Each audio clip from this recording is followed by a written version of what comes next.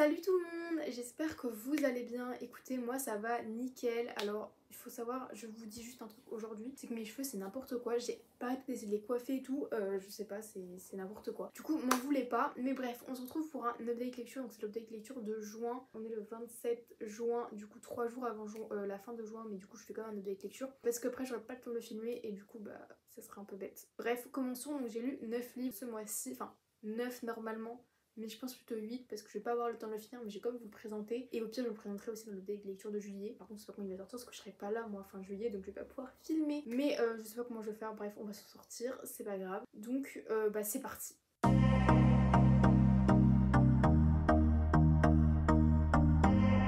Donc, alors oui, je vais pas parler trop fort, en fait mes fenêtres elles sont ouvertes, du coup c'est un peu gênant, je pense vous doutez. Bref, et je suis désolée aussi si la luminosité elle fait un peu bizarre, mais vous avez l'habitude avec moi, le soleil il fait il vient, il part, il vient, il part. Donc, première lecture que j'ai lue, c'est L'ombre des dieux de John Green aux éditions Léa. Donc c'est le tome 1 de la confrérie du sang. Donc je l'ai lu pile et après j'ai vu donc sur la même édition qu'il sortait le tome 2, je l'ai pas acheté encore. Comment vous expliquer? C'est assez, en fait c'est une fantaisie déjà adulte, donc c'est l'une de mes premières fantaisies adultes.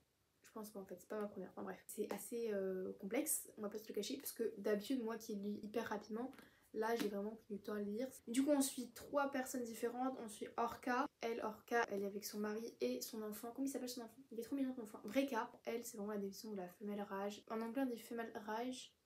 Je sais pas comment on dit, bref, en français. En gros, elle se battrait vraiment, elle ferait tout pour son fils, vraiment. Si quelqu'un fait du mal à son fils, elle va tuer tout le monde autour d'elle. Enfin, c'est une vraie guerrière. Ensuite, on suit Varg, qui lui est assez solitaire. C'était un ancien esclave et il va intégrer la confrérie du sang, et lui qui avait pas l'habitude d'avoir d'amis. Et ensuite, on suit aussi Elvar, et elle fait partie des chiens de guerre. Donc après je vais pas trop en dire plus, enfin c'est hyper dur à résumer ce livre. Donc j'ai mis un 4 étoiles, j'ai beaucoup apprécié, désolée la luminosité elle est tombée. J'ai beaucoup aimé, même si je trouvais assez complexe, on va pas se le cacher. J'ai beaucoup apprécié du coup Orca, puisque bah, son caractère de femelle rage et tout c'était incroyable. Bon elle se battait, bon par contre c'est gore hein, dedans, c'est une lecture pour les plus de 18 ans. J'ai beaucoup aimé aussi Varg parce que... Comment vous dire qu'il est incroyable ce personnage, il est si attachant etc. Après j'ai eu un peu de mal avec Elvar parce que je trouve qu'on suit plus du coup les chiens de guerre, donc le groupe, que elle, même si elle a une intrigue assez intéressante. En plus on voit que John Green il gère son monde en fait, il gère son world building, donc il est incroyable le world building. Les plot twists dedans, incroyable. La fin par contre je m'y attendais vraiment pas, vraiment faut que je lise la suite, mais 28 €.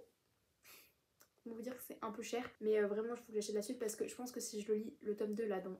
Si je lis le tome 2 là en octobre, je pense que je vais oublier plein de détails, donc il faut vraiment que je lise avant octobre, je pense qu'il faut vraiment que je l'achète. Mais 28 € ça fait mal. Pour juillet si je l'achète ou pas, on verra bien. Mais vraiment celui-là je vous conseille, par contre pour les plus de 18 ans s'il vous plaît. Ensuite j'ai lu Nightban, donc de Alex Astor, donc c'est le tome 2 de Light Lark, donc aux éditions Lumen. Donc je vais plutôt vous résumer le tome 1. Du coup on suit le cantonal, donc c'est une compétition je crois qui a lieu tous les 100 ans pour essayer d'abolir ou d'effacer la malédiction qui porte du coup sur l'arc. Donc nous on suit Isla Calice. Bon attends qu'il passe. En fait il faut savoir que c'est un peu militaire à côté de chez moi, du coup quand il y a des avions qui passent, ça peut faire des allers et des retours quoi.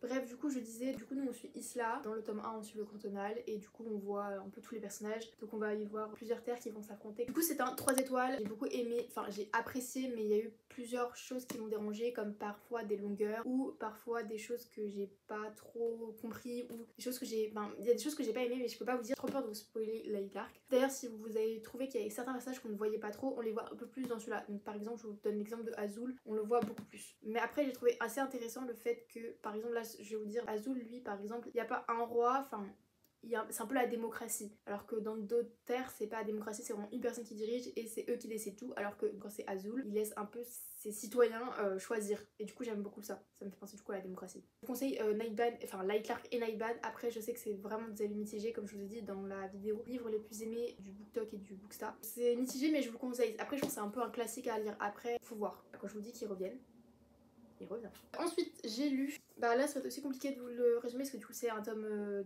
3. Du coup j'ai lu Gone de Michael Grant aux éditions PKJ. Moi je l'ai commencé il y a maintenant plus de 2 ans la saga, parce que c'est une saga de 6 tomes, faut vraiment que j'achète la suite aussi pareil, le tome 4 du coup. Je vais vous résumer le tome 1, donc dans Gone c'est des enfants et du jour au lendemain il va y avoir un truc apocalyptique, je crois qu'on dit, et donc il va y avoir un dôme qui va se créer, donc qui s'appelle la zone, ça fait très penser à Absolu de Margot Dessen, si vous voyez pas de quoi je parle. Tous les adultes, tous les enfants même, tous les adolescents de plus de 15 ans vont mourir, enfin vont disparaître. Et du coup on va se retrouver dans une zone qui s'appelle donc Perdido Beach, dans la ville de Perdido Beach. Et donc dans cette zone, il y a que des enfants de moins de 15 ans. Dès que ton anniversaire arrive à 15 ans, tu disparais. Et on sait pas où vont ces personnes et on sait pas pourquoi d'un coup tous les enfants se retrouvent ensemble. Et du coup au début on va voir l'évolution, donc qui va devoir gérer tout ça, qui va gérer les bébés, qui va diriger, comment ils vont trouver à manger par exemple. Sauf qu'au fur et à mesure, on appelle ça les dégénérés je crois. En gros c'est certains enfants qui ont des pouvoirs magiques et qui du coup peuvent vivre à plus de 15 ans. Après je vais pas vous en dire plus, mais dans celui-là ça s'appelle mensonge parce que quelqu'un, donc elle s'appelle Orsay, et elle se dit prophétesse, c'est-à-dire qu'elle peut savoir ce qui se passe derrière la zone et ce que les parents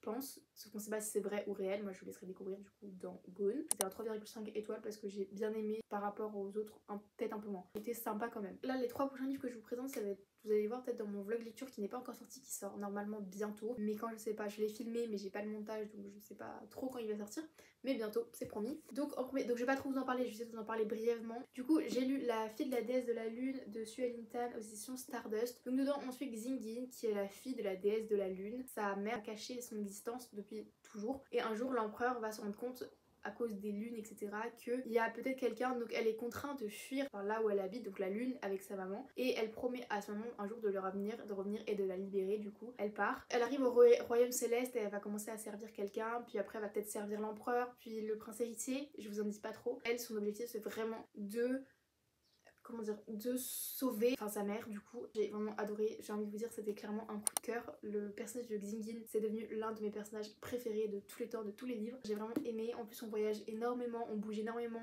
il se passe énormément de choses, il y a de l'action, c'était incroyable. Du coup j'ai trop aimé, en plus qu'il soit sorti en poche sinon je l'aurais jamais acheté. Du coup j'ai trop hâte que le tome 2 sorte en poche pour lire le tome 2 en poche, j'espère bientôt. Je sais pas quand est sorti le tome 2, enfin pour chez Relier, donc j'espère vraiment qu'il va sortir bientôt en poche parce que j'ai vraiment adoré, c'était juste génial. Ensuite j'ai lu dans le blog lecture du coup 1000 baisers pour un garçon de Tilly Cole aux éditions Le Livre de Poche Jeunesse. Donc dedans on suit Poppy et Rune qui sont amoureux depuis l'enfance, donc vraiment depuis tout le temps, et du coup c'est vraiment une évidence pour tout le monde, ce sont des âmes sœurs, ils se quitteront jamais. Sauf qu'un jour Rune il doit partir dans sa Norvège natale et là Rune il change complètement. Déjà ils se sont séparés et un jour Poppy du jour au lendemain va arrêter de répondre à ses messages, à ses lettres, à ses appels, et un jour Rune va tellement mal que la famille de Rune décide quand même de redéménager pour aller réhabiter à côté de Poppy. Sauf que Poppy, il y a des raisons de pourquoi elle répond pas, donc moi je lui ai mis un 3,5 étoiles de tête parce que déjà c'est une romance, je suis pas fan de romance, heureusement il n'y a pas de scène explicite parce que sinon j'aurais fui comme la peste. Bref, c'était assez sympa, c'était une lecture assez rapide pour vous dire, j'ai lu un jour.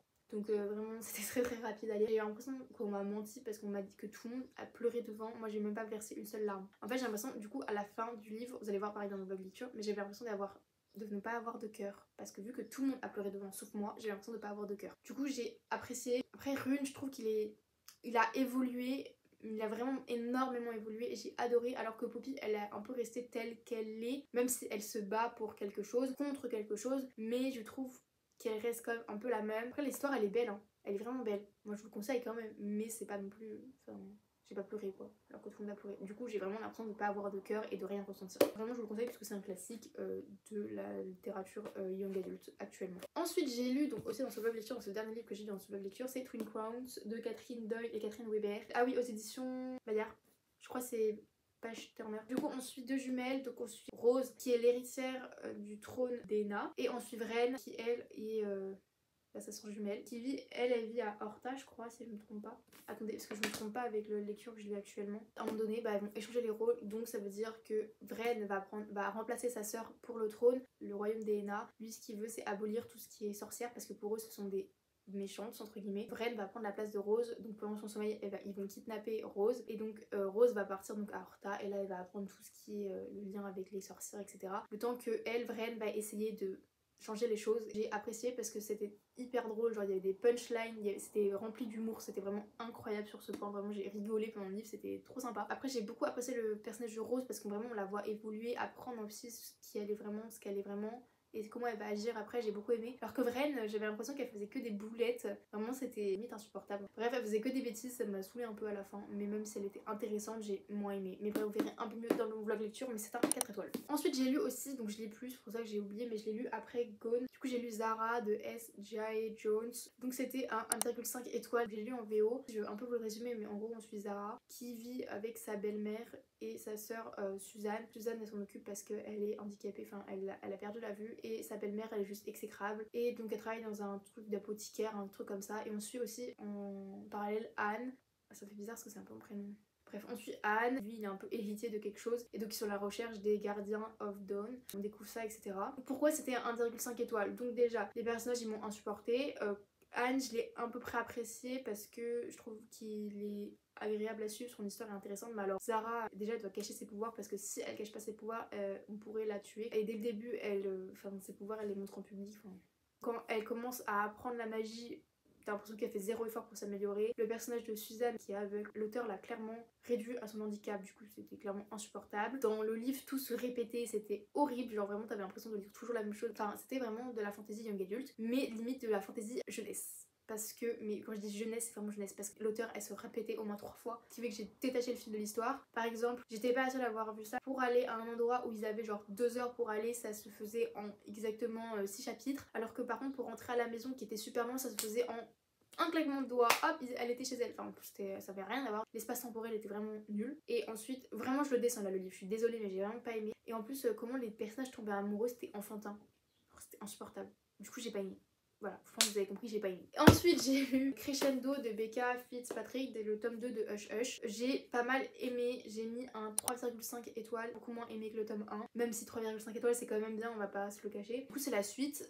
Donc dans Hush Hush, bah je sais pas comment vous le résumer, mais je vais plutôt vous résumer lui. Du coup, dedans, j'ai beaucoup aimé. Même si je trouve que Nora, elle a fait sa paranoïaque tout le long sur Patch. C'était incroyable. À un moment donné, j'étais en mode, mais lâche-lui la grappe. T'arrêtes pas de te dire que tu veux l'oublier et que tu veux plus être avec lui. Pourquoi tu ne lui lâches pas la grappe? Mince, j'en avais marre. Après tous les personnages, vraiment, l'auteur elle a un talent, c'est pour nous faire confiance à un personnage et au final bah en fait c'était lui le traître. C'était un bon livre mais après sans plus. Et ensuite bah c'est ma lecture en cours donc je pense pas que je le finirai ce mois-ci en juin même si j'espère. C'est The Curse of Saints de Kate Dramis, donc c'est en anglais que je le lis donc il est assez bien. Du coup dedans on suit Will et Aya. Will c'est l'exécuteur de la reine et Aya est prête serment à ceux qui battent à ses côtés donc auprès de la reine, sauf que Will et Aya ils se détestent hein, clairement. On est un peu sur le Dagger of Throat donc il veut dire la lame sous la gorge, mais c'est vraiment un enemies to lovers de folie, genre les punchlines entre eux c'est trop drôle. Parce qu'à un moment donné il y a des forces obscures qui vont se réveiller etc et du coup ils vont devoir se battre contre etc. Après je vais pas trop vous dire plus parce que moi j'avoue je suis que à 150 pages. Ah oui il faut savoir que Aya aussi c'est l'espionne de la reine aussi. Bref du coup je vais vous dire un peu en pleine lecture mais pour moi j'apprécie énormément. Après je trouve qu'en anglais c'est assez complexe, j'en ai parlé avec